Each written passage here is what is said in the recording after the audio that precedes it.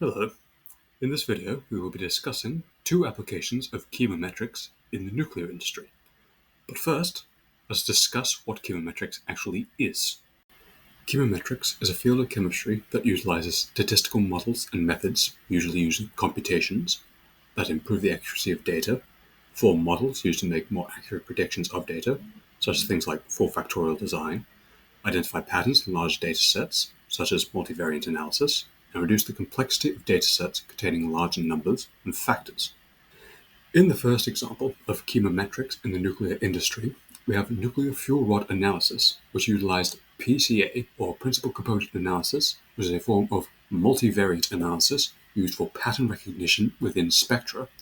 The paper that we will be discussing here utilized PCA to find the patterns within the Raman spectra of uranium oxide fuel pellets that had been sintered with varying concentrations of chromium that was used to to form specific grain sizes of the uranium oxide within the fuel pellets that allowed for better gaseous fission product retainment while they're being burnt up in the nuclear reactor. And from the PCA, they found that three components caused the most amount of variance within the data, amounting 98.8%, meaning that from this they were able to plot out a pattern that allowed for the exact amount of chromium that was needed to make the best type of fuel possible.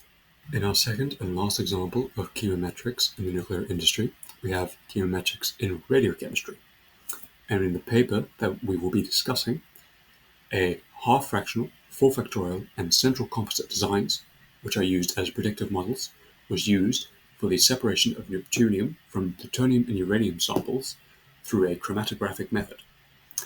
In this paper, they first started off with a half-fractional factorial design that separated out the two different types of resins that they would use for the chromatographic method and tested them against differing a minimum and maximum concentration of nitric acid and sulfamic acid.